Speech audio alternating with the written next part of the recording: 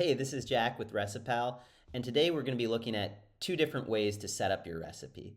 One is by using the package size information, and the other is a new method we just introduced by setting the serving size weight. So we're going to take a look at both of those methods, explain why one may be preferable over the other in different circumstances, and help you choose what's best for your recipe. Okay, so we have a simple cookie recipe here. We've added 3 ingredients and we've set the amount that we used based on the batch size. So the next step in the process is to set up the packaging information, what this recipe actually yields. And previously we only had one way to do this, by package size, but we've just added a new way to do it by serving size. So we're going to show you each of those options and help you figure out which one is the best for you. So if we're doing it by package size, the first question we need to answer is what's the net weight per package? That's the weight of the goods minus any of the packaging. So in this case, let's say the weight of a package is 90 grams. When we put that in, we'll see that the yield says our total ingredients we entered was 1,800, so if it only makes one 90-gram package, that means we have a 5% yield. And that looks a little fishy because we'd normally expect a greater yield than that. A new feature we just added is to estimate the packages from the ingredients. So what this does is it takes the weight of the ingredients, 1,800, and divides it by the package weight to figure out if there was no moisture loss, how many packages would this make. So if we hit this green button, it'll tell us that our recipe here would make 20 packages of 90 grams each, assuming there's no waste or moisture loss. The next thing we have to say is how many servings are in each package and the suggested serving size. So the suggested serving size is a descriptive amount, and the number of servings is based on the FDA's recommended amount customarily consumed. So we have that information in this info icon here that you could find it, but for cookies, that's 30 grams. So if the recommended amount customarily consumed is 30 grams and the weight of the package is 90 grams, then we can just divide the weight of the package by 30 to figure out the number of servings. So 90 divided by 30 is 3.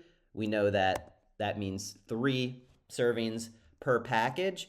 And if my cookie package comes with 6 cookies in it, that means the serving size is going to be 2 cookies. So the 6 cookies divided by 3 servings equals a 2 cookie serving size.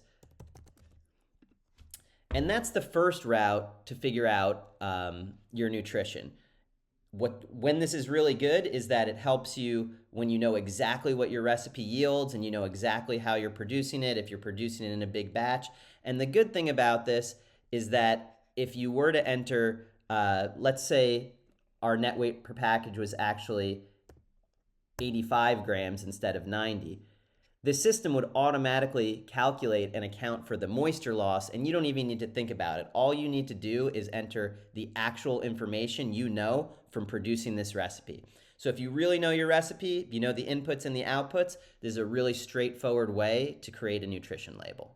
Okay, now let's take a look at the second way to create a nutrition label by the serving size weight. So we have the same exact recipe here, same ingredients, same quantities, but instead of entering the package information, we're going to set it up by serving size. So we just click on that little button there, and now we see that there's fewer questions you need to answer in terms of figuring out what the nutrition looks like for a serving. And really, there's one main thing you need to know is what is the serving size weight. So like we said previously, we know that for cookies, the recommended amount customarily consumed is 30 grams. So I can just take 30 grams, put it in here, and it will automatically create that nutrition label just by that one input. Now, I still need to figure out what the descriptive amount for the serving size is and the number of servings. So I know that that's 2 cookies. We figured that out already. And here, you can set the servings to whatever you want. So let's say it's that same package that has 6 cookies in it. We'd know that there's 3 servings. But the thing about nutrition labels is that they're always based on one serving size. So whether there's 3 servings or 10 servings here, all of this information is going to remain the same. So if you had multiple sizes of packaging, maybe you have a mini size and then you have your medium size and your XL, you could come in here and say, hey, actually we have a new package size that has 10 servings, and that quickly you could update the recipe. And so this is a really good route when you don't know exactly the way you're going to make the recipe, the size of the batch, or exactly what the output is.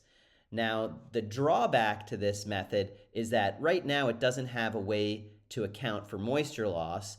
And so if that's something that is going to affect your nutrition, if that's part of your process, then you're going to want to go by the package size route. But if not, then this is a really straightforward way where you can directly enter the recommended amount customarily consumed and immediately see the nutrition.